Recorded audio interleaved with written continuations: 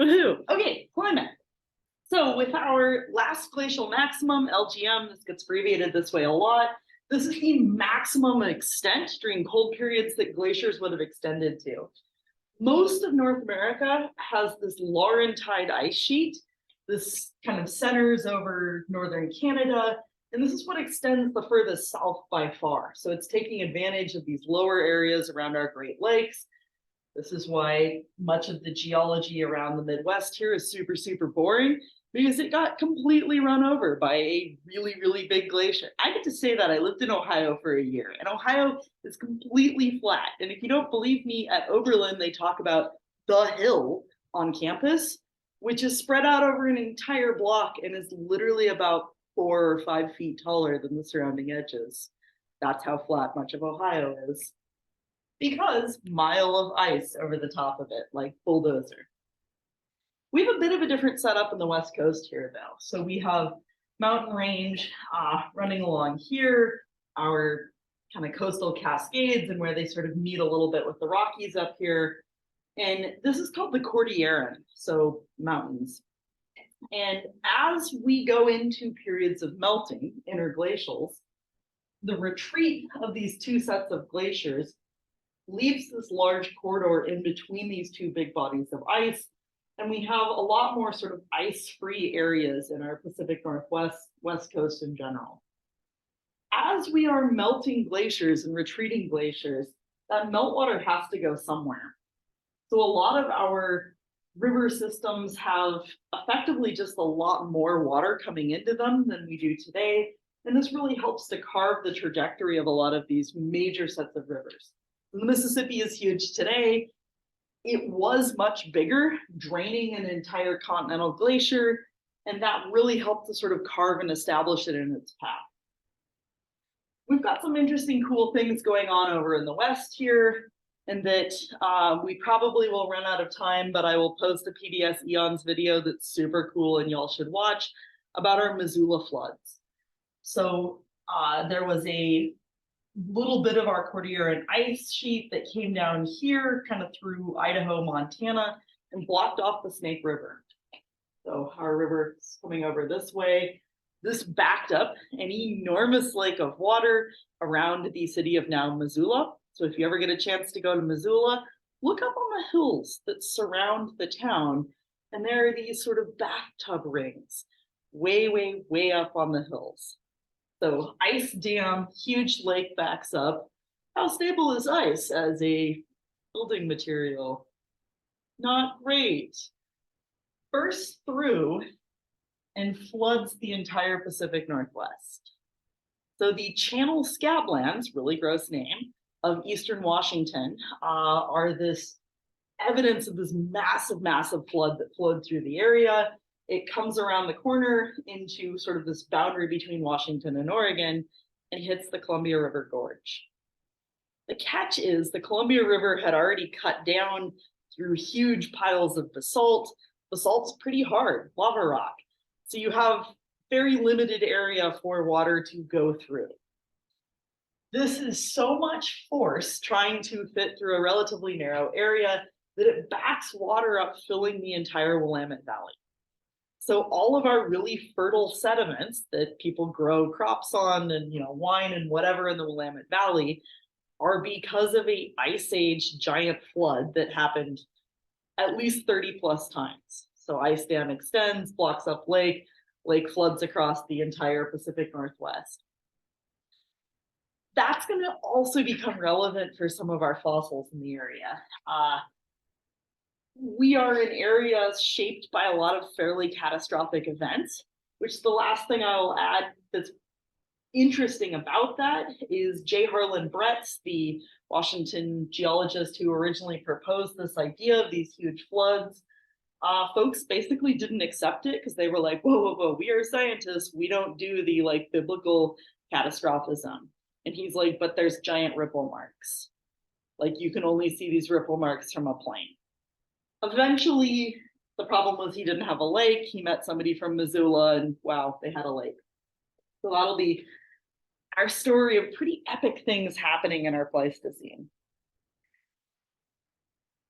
This is a really cool figure from a fairly recent paper that's looking at both our physical geography, so where our coastlines were, but also how this impacted temperature and precipitation and our various climates during the Pleistocene. We have a lot more Florida than we do today. Same thing with our entire sort of Gulf of Mexico here, because these are areas where there is a large continental margin, basically right at sea level. We have all of our ice up on land. This drops sea level down. Think about like pulling your ice cubes out of your drink and looking at the liquid level in your cup. It drops way down. The catch on that is this means a lot of the areas that animals and people were living in our Pleistocene are now underwater. A decent amount of both archaeology and paleontology going on in much of this area is on the beach. So waiting for waves to have eroded material, wash it up on the beach, even some underwater scuba diving. This is mildly still relevant up where we are. And this is going to be really important for thinking about things like humans in the Pacific Northwest in the ice ages. Our big difference, though, in the West is where we have water. So even though we have lower temperature, lower precipitation, we also have much lower evaporation. And we have glaciers all along our sierras, all along our Cascades, tons of alpine glaciers, whereas we've pretty much lost almost all of them. We have a tiny little bit of Crescent Glacier on South Sister, a little bit of glacier on Mount Hood, tiny bit of a glacier here in Northern California, and pretty much all the rest of these are completely melted. This melting source fills in all of these internal drainage basins. So water runs downhill. Once it gets into our extensional normal faulting of our basin and range, our books falling over on the bookshelf and spreading out, all of this area is going to fill in with water. Over here, we have glacial Lake Bonneville. The only remnant of this today is the Great Salt Lake. This is part of why the Great Salt Lake is salty, is it was a much larger body of water. You evaporate out all of the water for the most part, and it's just the kind of last little core remnant, really concentrating in all of the dissolved materials into a smaller area. Over here through parts of Southeast Oregon, Northern California, and much of Nevada, lots and lots of these lakes that are sort of variably connected to each other. Now, again, our coastlines are potentially really important for asking this question of when did people get to North America? We know that humans got here during our ice ages, and we know that this relates to climate. That changing sea level as we change the amount of ice there is provides a dry land pathway from Eastern Asia into Alaska. So here's our boundaries of those places today. This is all very shallow. So you decrease sea level and there's this broad area of land called Beringia. Today it's the Bering Strait that connects these two continents. The catch is this is still really far north. So even if it is not got a glacier directly over all of it, it's really cold, very extreme temperatures. Open sort of tundra environments. And that's potentially pretty scary because we're going to get to the number of things that could eat people in the ice ages, which is very high. So one of our questions is when people got into North America, and what are our odds of sampling some of the first people to get into North America? Like if you're the first people who have braved the complete unknown to keep going into North America, you're not going to be at a high population density. The odds of leaving anything behind are rare. Once we get into Alaska, there's two options. In interglacial periods, so glaciers advance, glaciers retreat, there likely was a gap in between our Cordilleran ice sheet and our Laurentide ice sheet that people could have come down this corridor. The opening for this corridor seems to be somewhere around 12,500 years ago. For a long time, this was inferred as where people would go. The catch is, as we push back our dates on how long people have been in the Americas, they were here before then, most definitely. So our other option that frankly I think is more likely is this coastal route. The catch is, back to that sea level in the Pacific Northwest. Where was sea level? Where was the edge of the ocean 15,000 years ago? It was quite a ways off our coast. So our possible archaeological sites are underwater. But why would you want to take this coastal route rather than sneak in between two glaciers? What's the advantage of a coastal route? You have really readily available resources. No matter what the conditions are, you can go harvest mussels and barnacles, you can fish, you have things that are consistent all year round. You also have water runs downhill to try and get to sea level. So you're likely to have a lot of fresh water sources coming in continuously along your route. It just is an easier, more predictable pathway for people to get into North America. Unfortunately, it's not only underwater where people were. What do a lot of our beaches look like in this area? They're rocky. They're not areas where we are preserving material. So likely the when people got into North America is something that will be a topic of discussion for many more decades.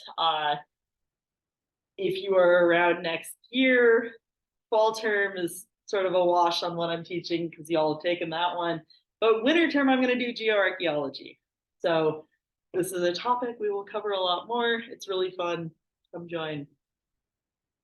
Just sort of highlighting a little bit of our North American. We assumed our oldest culture in the Americas was the Clovis technology and Clovis peoples.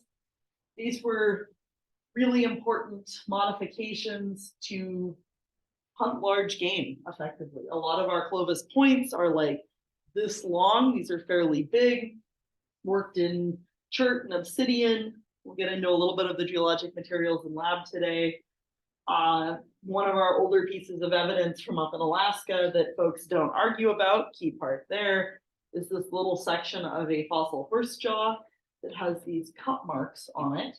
So this is somebody butchering or removing tissue and repeatedly sort of cutting in these very predictable straight lines. Some of our oldest evidence that nobody argues about, again, probably definitely not the oldest, but some of the oldest nobody argues about is actually here in Oregon. So we have 18,000-year-old human coprolites, human feces, that are preserved at Fort Rock. So really cool, right here in Oregon. Now, why do people need really rapidly improving hunting technology and whatnot? It's not just for getting dinner, it's also because of all of the things that want to make you dinner. I would sort of argue that this is possibly the single most terrifying animal of North America. The short-faced bear, this guy in this illustration, is second-ish largest bear to have ever lived. It's a lot bigger than a grizzly bear. A grizzly bear's shoulder is sort of about here and is already like a really, really, really large bear. Grizzlies are terrifying. Grizzly bears can also run as fast as a horse. How does this look sort of different than a grizzly bear? Those leg proportions. This thing was fast. Okay, let's go to its name, short-faced bear. It's also got a shortened muzzle. We're going to bring in the physics here. The shorter your lever arm, the less range you've got on it, but quicker and greater force.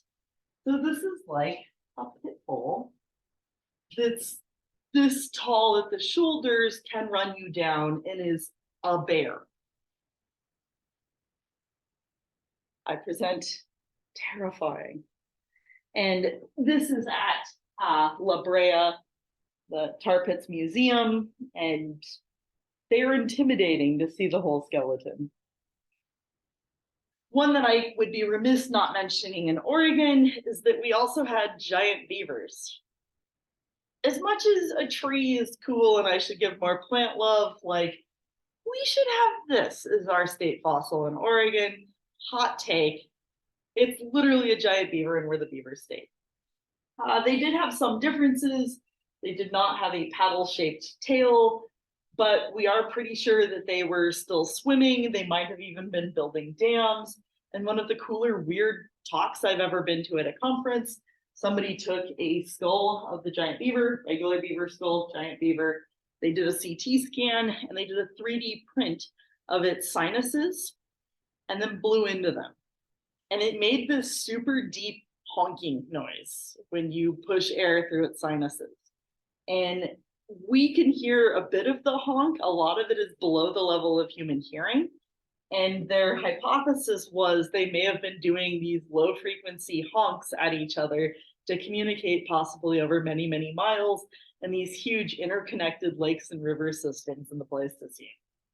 And they are pretty rare fossils, but we have a partial incisor of one of these giant beavers as one of our fossils at SWAC. That is just a tiny bit of one single tooth. Mildly terrifying. So that's the like sort of cross section through it.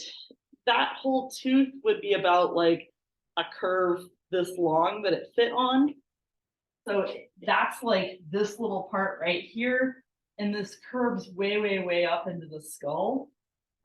These are ever growing, so they never form roots, and it just keeps coming in so that they can chew on really hard stuff like wood. This is why beavers today have reddish teeth, because they actually incorporate iron into their dental enamel to make it even stronger.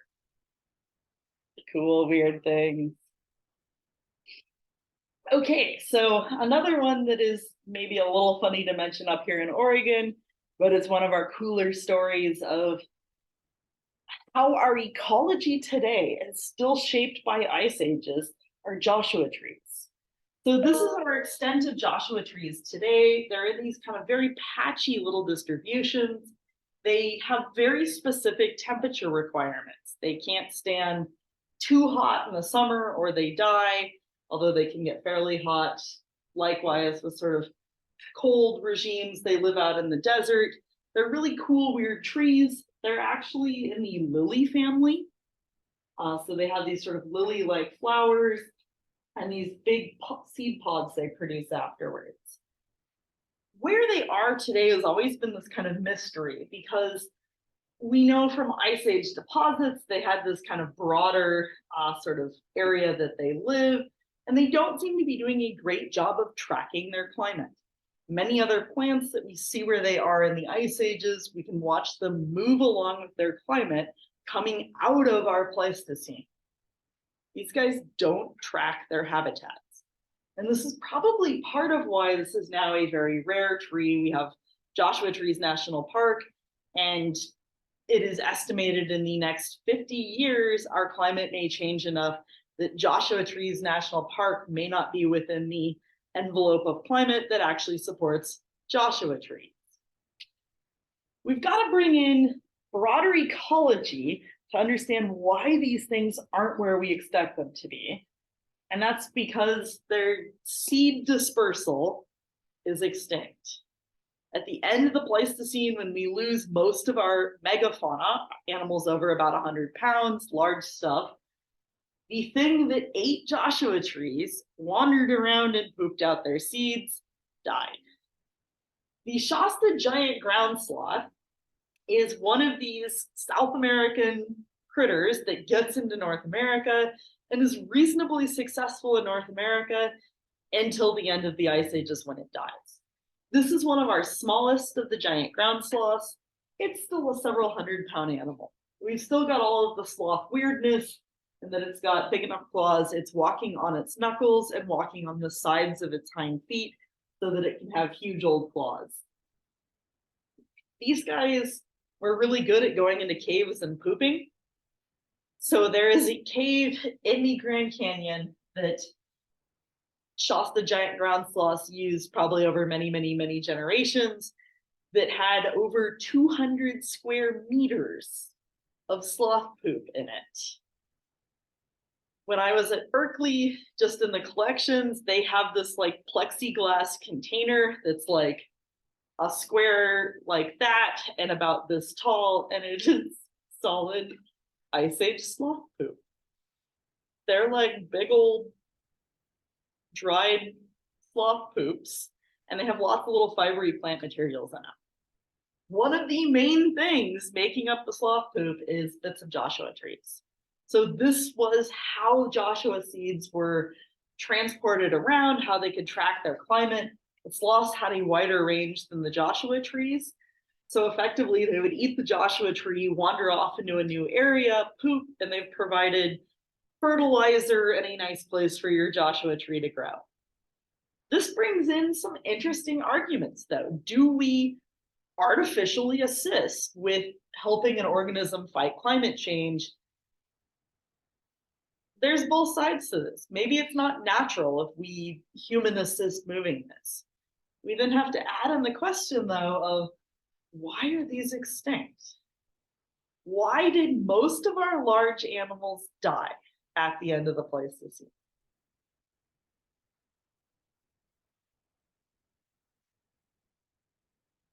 Take geoarchaeology, and we'll spend a lot of time on this. One possibility, or part of the answer, is human hunting. So maybe it's our fault we don't have giant ground sloths, so maybe we should help the Joshua trees. I will also add, very frequently on internet factoids and various memes, something will come up about giant ground sloths spreading avocados. Alas, there is absolutely no evidence for that, which, considering that we have places with like 200 meters of square sloth poop and there's no avocados in them, probably this is not actually how avocados spread. But Joshua trees and agave, yes.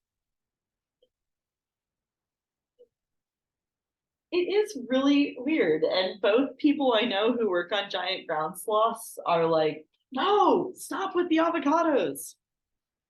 I have no idea why it started as a odd internet legend. Although a very niche bio nerd sort of one. Okay, so we had a little bit of an introduction to a few other things. We're going to concentrate in for a little bit on La Brea, because again, this is arguably our best Pleistocene fossil site in the world. While this does not mean that we then have a great understanding of what the Pleistocene looked like in all places, Australia is really cool and weird in the Pleistocene. We're going to sort of skip over Australia, but take everything that already wants to kill you in Australia today and make it a lot bigger. And you basically have Australia in the ice ages. There's like car-sized wombats, the largest venomous lizard to have ever lived, and the second largest snake to have ever lived, all running around Australia in the ice ages. So cool things. But we're in North America, so we're going to concentrate on North America. North America is not homogeneous. Even if we move up into central California, our ice age fossils are quite different than La Brea. That said, La Brea is exceptional in two ways. This is a true Lagerstätten, our word again from German, and that we have incredible preservation and a really lot of fossils. So far, and there are more literally every day, we have 3.5 million fossils collected from La Brea. This is also really diverse. So we have over 600 different species of organisms. This is one of our few places where, while the ratios are pretty weird, which we'll get to, we have likely a sampling of an entire ecosystem. We have plants, we have insects, we have fungi showing up in deposits coming out of La Brea that really gives us this more holistic look at a ecosystem in the Pleistocene than just about anywhere else. So if you're in LA, because it is downtown LA for this museum, I super highly recommend it. These are models of Columbian mammoths that they have right outside of the museum. This lovely looking little pond is actually an asphalt seep. So this is where the tar, which is asphalt, is sort of bubbling out of the ground. It's water repellent, so it'll collect a very, very thin layer of water over the top. In many places, this might only be a few millimeters of water on top of asphalt, which is problematic. Where I'll go back to those other two slides, because this means animals that fly and drink while they are flying come in, see the water, try and drink the water, and instead go into the asphalt. So I did a brief internship at La Brea many years ago. And if you are one of the volunteers, one of your jobs is to go make sure there's not grotesquely dying animals like owls stuck in the tar before the small tours of children get there. If the animals are still alive, sometimes you can kind of scrape them off to the side, but they're covered in asphalt, which is not always great. More frequently, the answer is they're dead, and you poke them down into the tar so that children aren't oh my God. These are still very actively trapping and killing animals. And again, we get a lot of birds and a lot of bats that try and drink and then die horrifically. Many of these other animals getting trapped in here start to get into this. While this is a sampling of this whole ecosystem, this also has its own weird biases. Any regular standard ecosystem, just like how we have a food pyramid of things you're supposed to have more of and things you're supposed to have less of, that's reflected in who eats who and what in an ecosystem. We have primary producers, things that can do photosynthesis, being the majority of our biomass. So the total amount of living organisms mostly have to be plants. Plants are directly producing energy. If you eat plants, you've already lost some of that energy just in this sort of stepwise progression going up. For everything that eats plants, you have to have a whole bunch of plants for that thing to eat. If you eat other animals, we lose a bit of energy in every single one of these steps. So you have to have a lot more animals eating a lot more plants if you're going to eat those animals, and so on. So in an ecosystem, our apex predators, our big things eating meat, are our smallest amount of the total ecosystem. We couldn't have an ecosystem here that was all wolves and mountain lions, or stuff would be very, very wrong. However, at La Brea, if we look at the distribution of the 3.5 million fossils, 90% of the mammal fossils are carnivores. This is reversed from what you should get in an ecosystem. And this is because it's a trap. So basically, your herbivore, like this giant ground sloth, comes and is oh, cool, is this water? And especially some of these big herbivores stand kind of near this, start to sink into the asphalt. They're trapped in the asphalt. They're doing their sad dying sloth noises. And all of the predators and carnivores are oh, did I hear free dinner? I think I heard free dinner. And they come to eat their dying sloth, and then they get stuck. And then they make sad kitty noises and other things that are not super picky on what they're eating, or I hear more sad things dying being a dinner bell. And more things get trapped in the asphalt. Reset that in a couple months, couple years, and repeat over and over and over again. So in this case, every herbivore tends to act as a lure, attracting many, many, many carnivores. Okay, back to slides. I will also add that out of the 3.5 million identified bones coming out of La Brea, there has been one set of human remains found. She is called La Brea woman.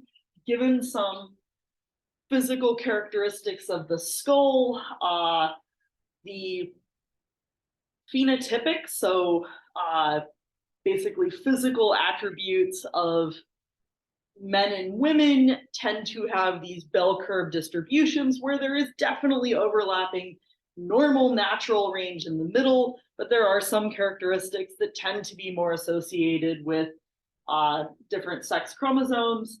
Pretty sure this was a woman. Age-wise, looking at fusion of the skull, wear on the remaining teeth, things like that, about 25 to 30 years old. No signs of disease or direct injury on her skull, so we don't really know what happened. You know, maybe this was a person that somehow got stuck in the tar. Another great possibility, though, is burial. This could potentially have been an amazing way to bury and preserve maybe a very beloved family member. And we know that people knew about properties of the asphalt because they were using asphalt. We have archaeological materials all over Southern California, even traded all the way up into Oregon, where people collected asphalt and would trade this as this really important, valuable resource. This was a great way to affix projectile points to whatever you want to have them attached to, or spears or atlatl darts, various things like that. One of the coolest artifacts on display at La Brea, in my opinion, is a stone bowl, this big stone bowl that somebody very laboriously carved, and then at some point somebody dropped it. And you can see this like kind of little scuff where it clearly hit, and it fractured off a whole chunk of the side. They used asphalt to repair it. They put it all along the crack, they set it down, they kind of sanded it, planed again, and it's asphalt. This would have even made it waterproof again. It's got used for waterproofing boats, all sorts of different things. The final part I will add with La Brea Woman is La Brea Woman is no longer on display. It was sort of finally realized that maybe having human remains on display was like not super tactful. So she has been repatriated. She is dated at about 9,000 years old. So quite old, well before white contact in the area. Now, part of what's interesting about La Brea too, and part of why we have all of these fossils, is that we have a really long history of work at La Brea. This was discovered by white settlers, because again, indigenous peoples had been using this site for thousands and thousands and thousands of years, because people were looking for petroleum in Southern California. This is petroleum. This is what some of the crude material that seeps up to the surface looks like. It's this really sticky, it gets called tar, but technically this is asphalt. So a lot of the kind of lighter hydrocarbons have evaporated out of this. You've lost like natural gas and some of your more liquid oil portions of it. But this is typically a sign that you've got a lot of petroleum in the area. And California has a big history of this petroleum exploitation. A lot of these sites were kind of all over what is now downtown LA, but these were originally these sort of ranchos that people started collecting fossils on as kind of a novelty. These fossils started getting sent literally all over the world. There are many European museums that have La Brea specimens, because when they would start digging into these sites, I mean, it's just solid bone. Here's a direwolf skull, direwolf jaw. That's got to be part of a pelvis of something. There's a horse shoulder blade. There's another direwolf skull. There's a horse jaw. There's a horse skull. That looks like another horse skull. Like, it's just bones stacked on bones stacked on bones. So they were able to remove kind of big blocks of a lot of this. And because this is this very tightly packed and concentrated crude material, what they would do to sort of dilute the asphalt and be able to get the bones out is throw blocks of this in vats of gasoline. the gasoline dilutes the asphalt, and then you're left with this sort of sludgy gasoline that you can pull all of your fossils out of. And then what do you do with the sludgy gasoline? Well, in the 1800s and early 1900s, the answer was you just like dump it out back. We don't do that anymore for fairly obvious reasons. Also, the city of LA would probably object to it. So the one downside is now you have to do physical preparation to remove all of the individual bones. So this is using things like a dental tool to scratch away little bits of the asphalt. The pro of this slower approach, and La Brea has hundreds and hundreds of volunteers now, is that it turns out there was actually a lot of little tiny things and some soft tissue things that were getting destroyed by throwing stuff into gasoline. On the big things, though, one of the things that may have been attracting many of these predators are Columbian mammoths. So we have multiple Columbian mammoths coming out of La Brea. One thing that is also a little challenging with La Brea, though, is basically every skeleton you see on display, while it is all real bones, is what we call a composite. Try to pick limb elements that are roughly the same size, but we have no way of knowing if most of these are from the same individual. Think about having a tub of pudding and like shoving, we'll say sugar bones, because otherwise this gets really weird, little candy bones into your pudding. And as you keep shoving bones in on the top, the ones down low are getting kind of pushed in more and like mixed all up. These bone deposits, stuff moves around enough that the likelihood of being able to say, all of these came from the same individual is pretty much nil, especially with the numbers of these things. There are a few exceptions. There are places that are on kind of the edge of some of the asphalt deposits that might even have been more like riverbeds. An animal died in, and then later the tar sort of seeped into the sediments in the area. So there are a few reasonably complete mammoths from the area. This is a Columbian mammoth, so these big curved tusks. There are also some mastodons, the much straighter tusks, showing up in this site. Our tusk that's downstairs in the cabinet is one of these Columbian mammoths. These were bigger than woolly mammoths. They're significantly taller at the shoulder. These were really, really, really large animals. I stupidly don't have a picture of it in the slide, but if you turn from this guy and look at a display case right on the other side, they also have Channel Island mammoths. So the Channel Islands are small islands off the coast of Southern California. During the maximum extent of our glaciers, sea level was low enough you could have walked out to them. Sea level comes up just a tiny bit and they're islands. What's going to be the disadvantage of being a mammoth out on a tiny island? They're huge. They take a ton of resources. They get tiny when they get stuck on islands. And this is actually something we see over and over again. Islands in California, islands in the Mediterranean, islands along Alaska. Mammoths get out to them. They take too many resources being big, but they also likely don't have predators when they're on an island, so they get really tiny. Our Channel Island, Southern California ones only get down to about this tall, which is still miniature compared to like the ceiling height at your shoulder. Some of the ones in the Mediterranean, though, get like mammoths that are this tall. Screw Jurassic Park, let's bring that back. I say slightly jokingly. We have a lot of other ungulates, so things with hooves. There's lots of horses coming out of La Brea, lots of bison, lots of quite large camels. So again, this is a big bison, camel, but also a few things we still have today. There's quite a few mule deer and pronghorn antelope. Today, we don't have pronghorn antelope quite that far south. They are a bizarre and unique animal in our American West today, and we'll get to a little bit more of why.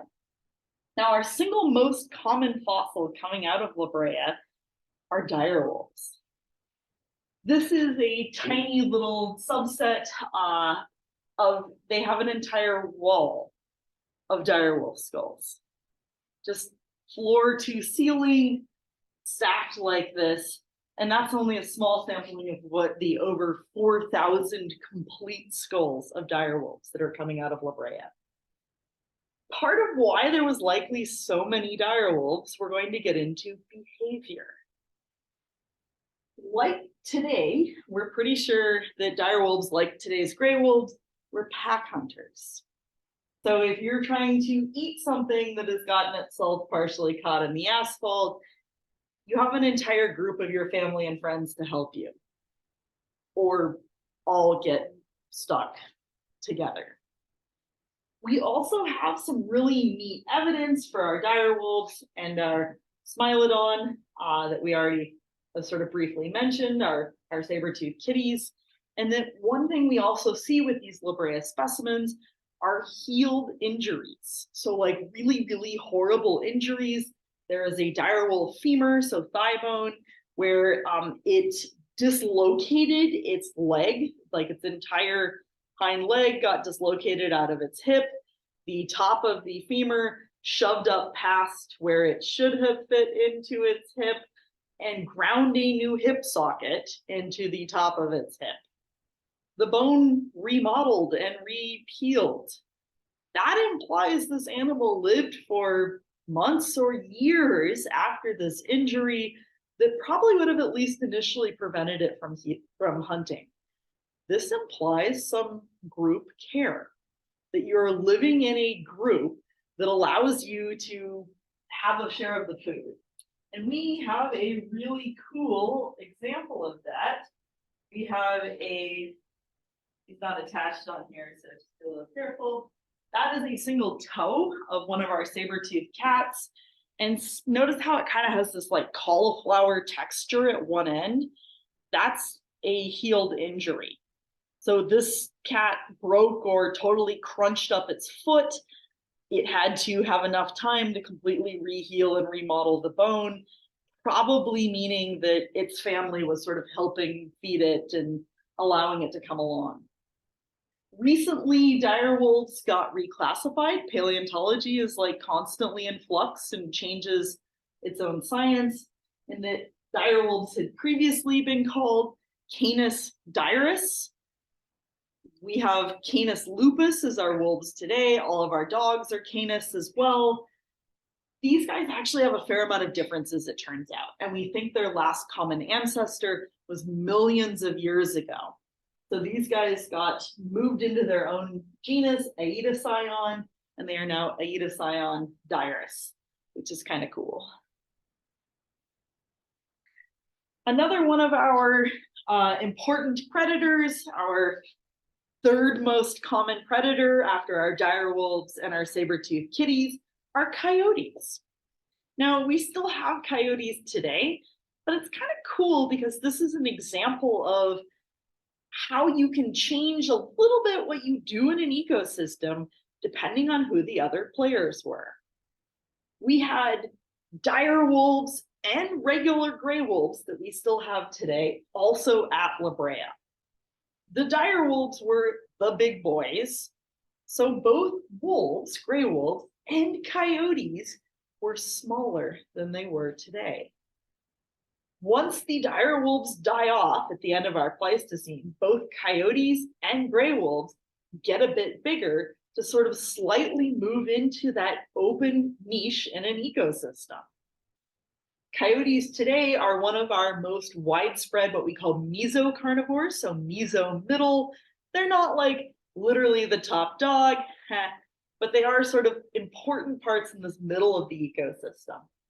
And likely coyotes, because they were a little closer to sort of fox-sized in the ice ages, were doing a lot of this scavenging, as well as eating kind of small prey like rodents and things like that. And this is another one on display at La Brea that they chose to make anatomically correctly male. That's the baculum.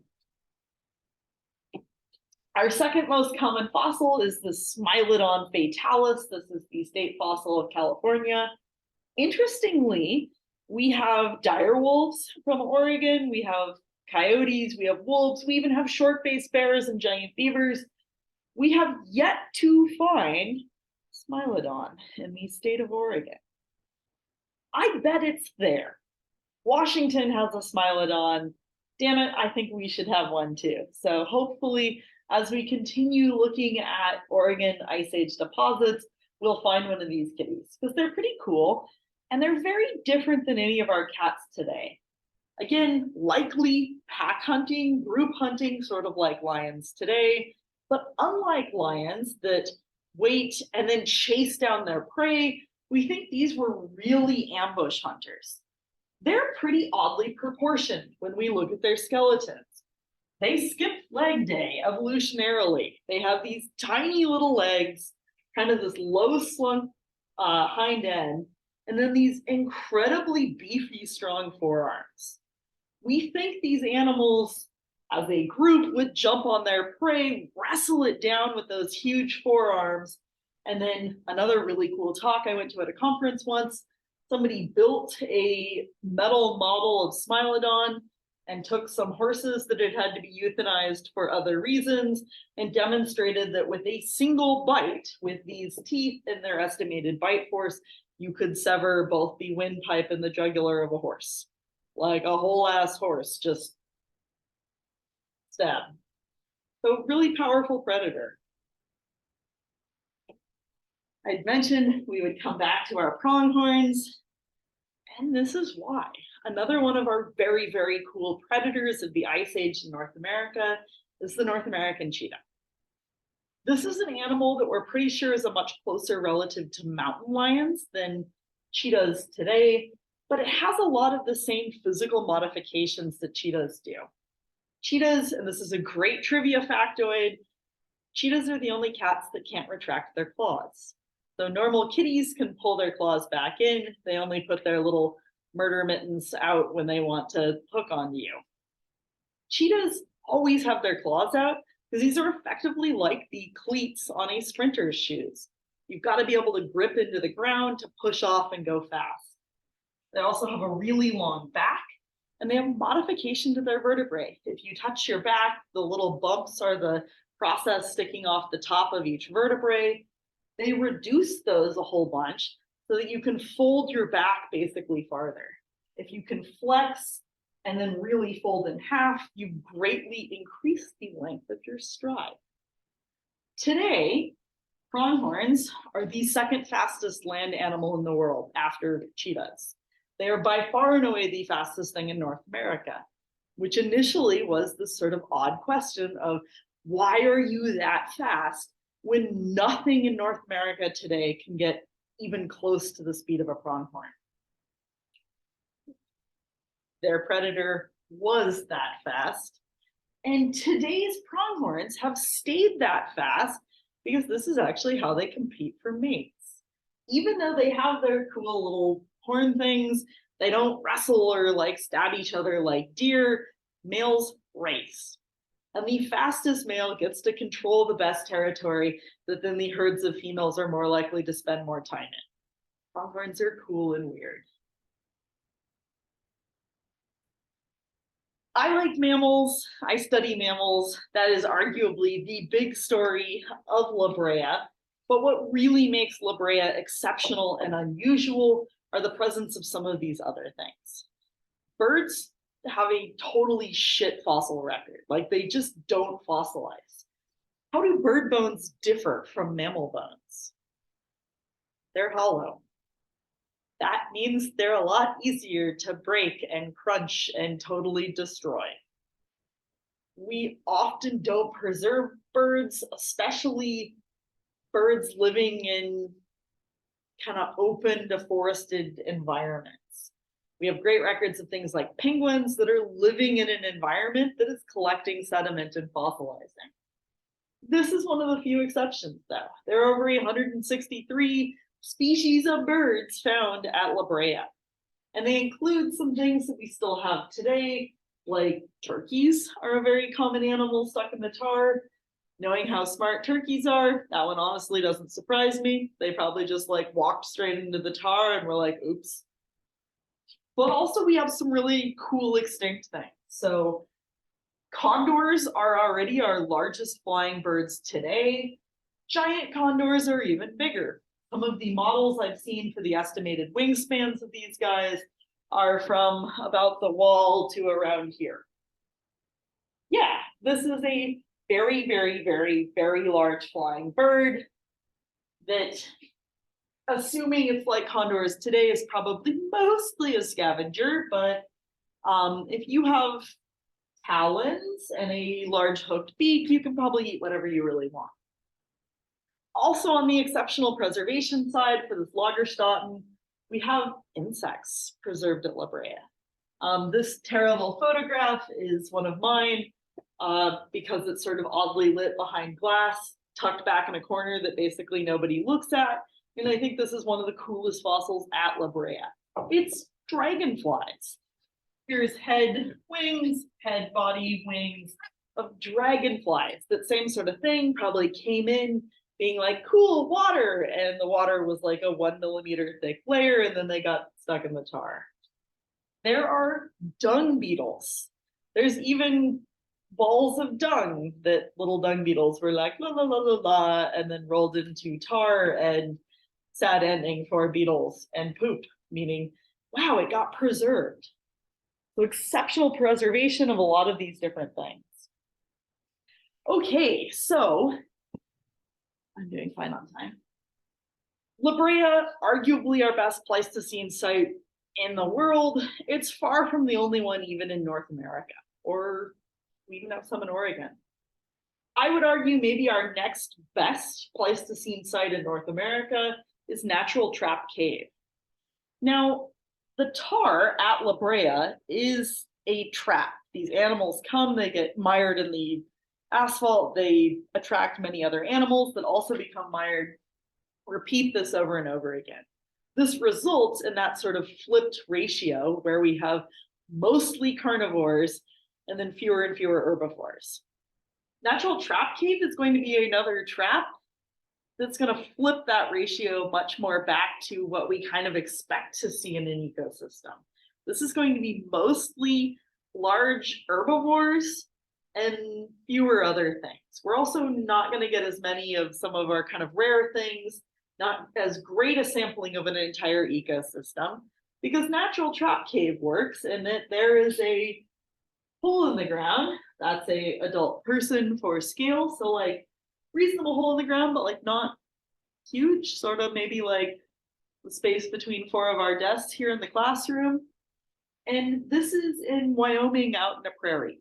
So our prairie grasses get super tall, and you have your like herd of animals running across the prairie, and suddenly there's a big hole in the ground that they plummet into and mostly die, except some of them didn't, we know, because there's a few of the carnivores that did fall in here apparently didn't die and like wandered around and chewed on other things until they died stuck in a cave.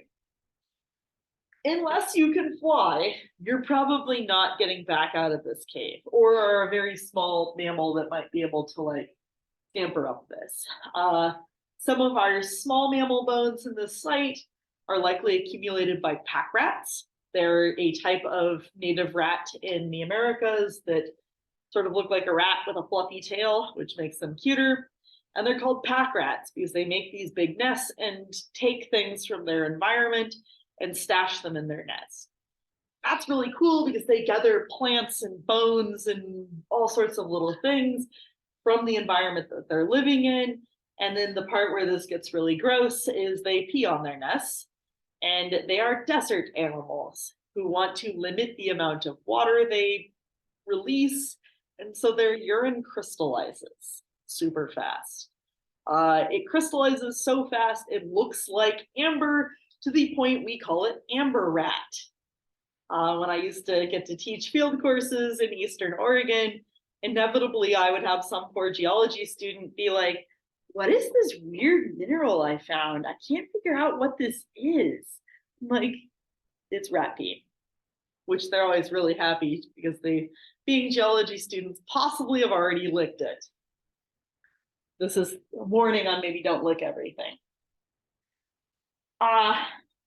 This site was discovered in the 1960s and sort of hasn't really had a lot of attention. And then in the last just like 4 or so years, two really badass female paleontologists, Dr. Julie Meechan and Dr. Jenny McGuire, have revived a lot of the work on this and are now systematically going through and collecting a lot of the bones.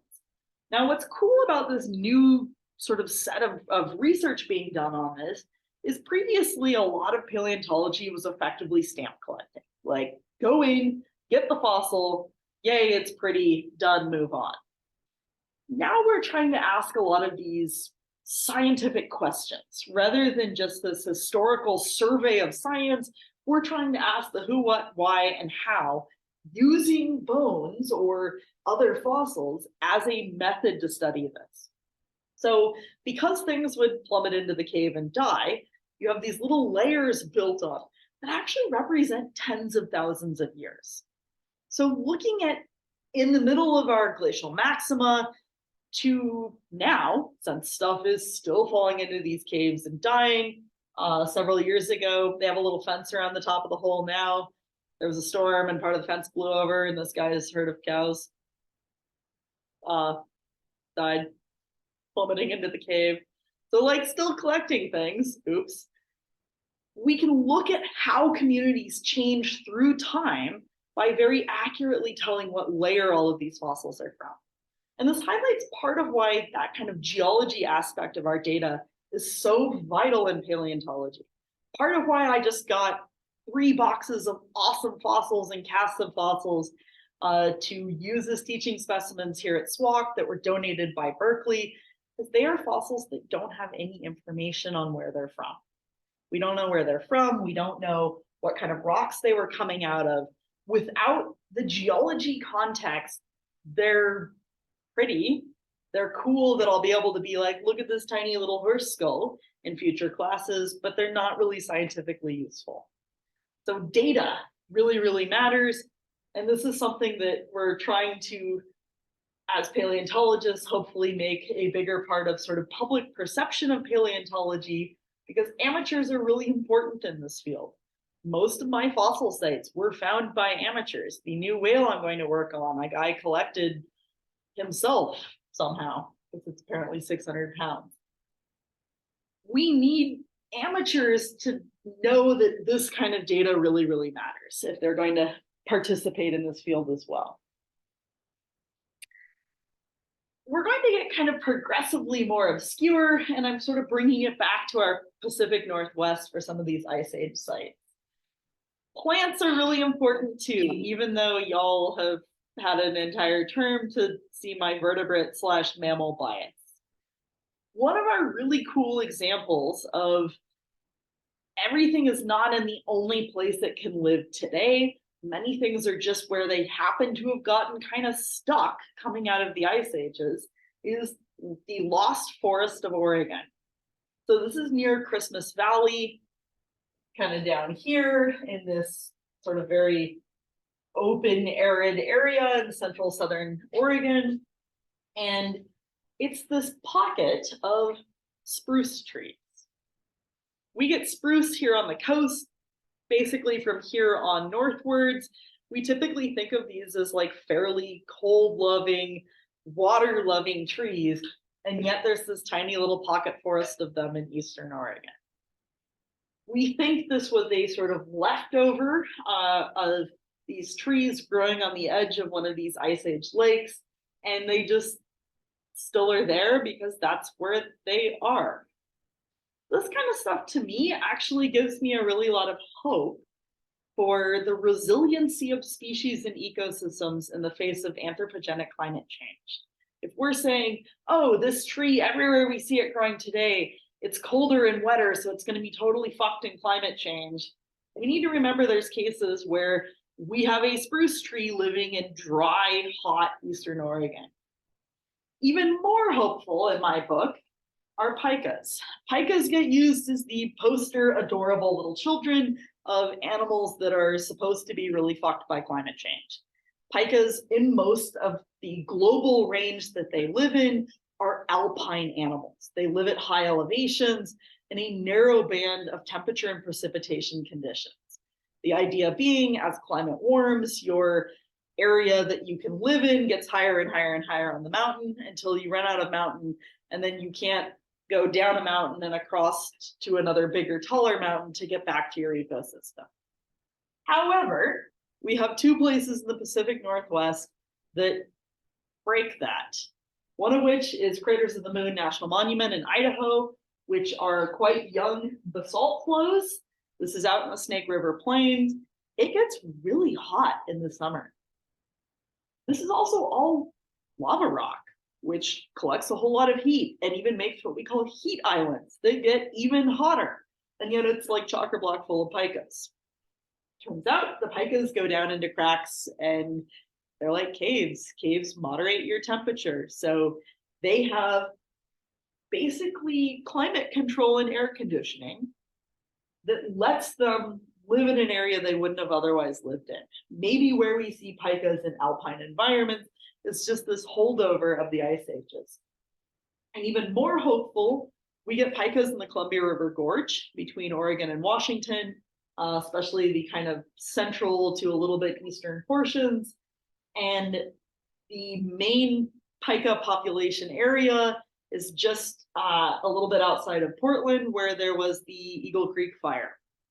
Huge, massive fire. The wildlife biologists studying the pikas were like, well, they definitely are all dead. The whole area, they were all burned.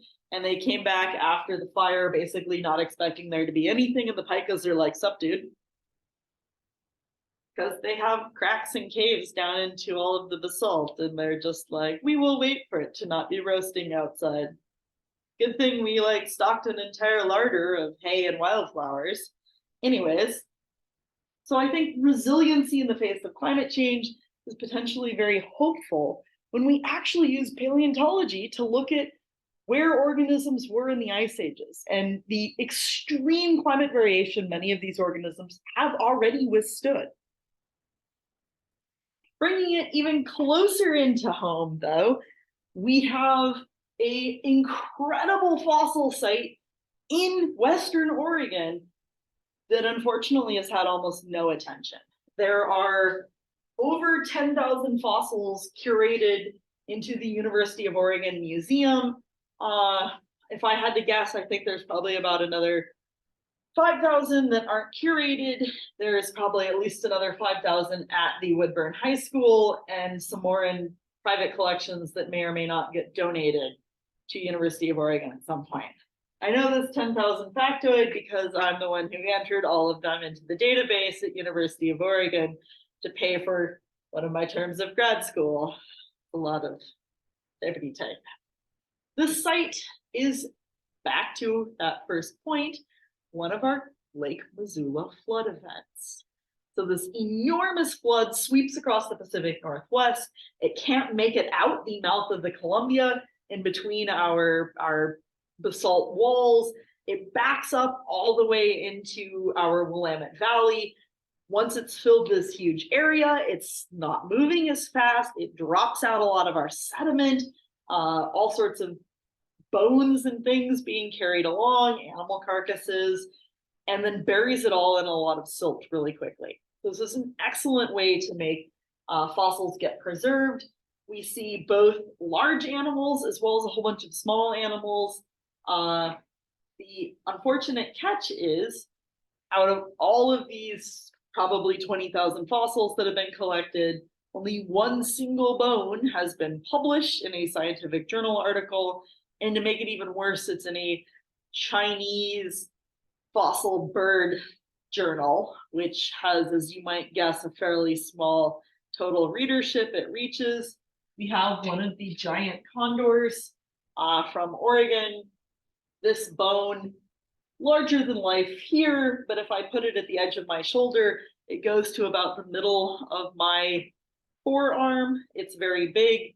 That's the big part of your chicken wing. So picture your like chicken wing is about that long. This is about this long. This is a really, really big bird. Pathologies, so things that were wrong with bones, can also tell us a lot. In this case, rather than carnivores with pathologies, we have a bison that its entire back leg had like injuries or bone cancer or something and like grew and fused together. So this bison would have been sort of like peg-legged on one of its back legs, yet lived long enough to like keel over and get buried in a flood. The other thing that's really cool about this site is this was discovered at the Woodburn High School. And so the biology teacher at the Woodburn High School still does active digs with high school students who have collected the vast majority of the fossils coming out of this site. I really, really hope eventually more of them get published, because there's things like a newborn giant ground sloth that have been found there. There's a horse hoof, not the bone on the inside, the actual hoof part on the outside. There's things like little muskrats that like were in their burrow and then the burrow got flooded and buried, so it's like perfectly preserved an entire muskrat. There's really, really amazing fossils coming out of here that mostly you don't get to see. How am I doing on time? I still have a few minutes. We're going to continue to get slightly sad for continuing to bring the fossils from the ice ages closer back to us. This is the Oregon State University mammoth that was discovered. I think this was 2017, I want to say, something like that. And they were doing construction to make a new football locker room at OSU.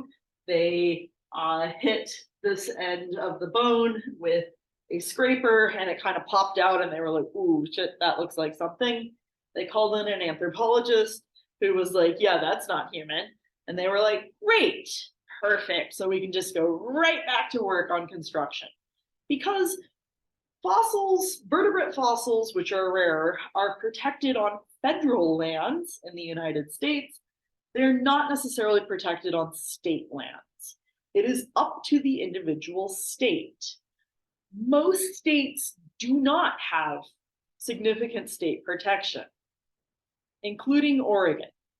Now, our one slight glimmer of happiness that's going to come out of this story is single-handedly why we currently have a bill in consideration for legislation that would give some protection to vertebrate fossils on state lands and require them to be remediated during construction the way archaeological finds were.